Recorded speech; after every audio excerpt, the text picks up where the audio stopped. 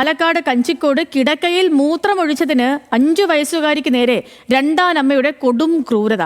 കുട്ടിയുടെ സ്വകാര്യ ഭാഗത്ത് ചട്ടുകം ചൂടാക്കി പൊള്ളലേൽപ്പിച്ചു. അങ്കണവാടി അധ്യാപികയാണ് കുട്ടിക്ക് പൊള്ളലേറ്റതായി കണ്ടെത്തിയത്. കിഴക്കേ മുറിയിൽ താമസിക്കുന്ന ബീഹാർ സ്വദേശി നൂർ നാസറിനെ വാളയാർ പോലീസ് അറസ്റ്റ് ചെയ്തു.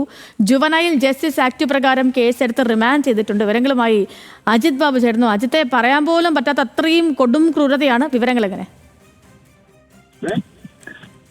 സേതുലക്ഷ്മി, തീർച്ചയായും അങ്ങനെ തന്നെയാണ്. കാരണം ഈ സംഭവവുമായി ബന്ധപ്പെട്ട് നമുക്ക് മനസ്സിലാക്കാൻ കഴിയുന്നത് ഈ കിടക്കയിൽ മൂത്രം ഒഴിച്ചതിന്റെ പേരിൽ ഈ കുട്ടിയെ ക്രൂരമായി ഇത്തരത്തിൽ പീഡിപ്പിക്കുന്ന സാഹചര്യമാണ് ഉണ്ടായത്. അതിനുശേഷം ഈ കുട്ടി അംഗനവാടിയിൽ എത്തിയപ്പോഴാണ് ടീച്ചർക്ക് ഇത്തരത്തിൽ അസ്വസ്ഥത കണ്ട് കാര്യങ്ങൾ ചോദിച്ച് മനസ്സിലാക്കിയപ്പോഴാണ് സംഭവം അറിയുന്നത്.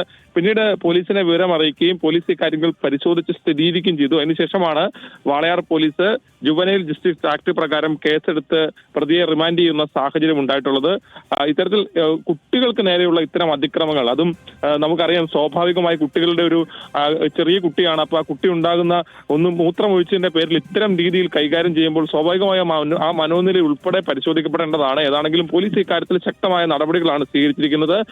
ഈ കുട്ടിയിൽ നിന്ന് വിവരങ്ങൾ ഉൾപ്പെടെ പോലീസ് ചോദിച്ചറിയുകയും ചെയ്തിട്ടുണ്ട്. ശരി, അജിത്താണ് വിവരങ്ങൾ നൽകിയത് പാലക്കാട് നിന്ന്.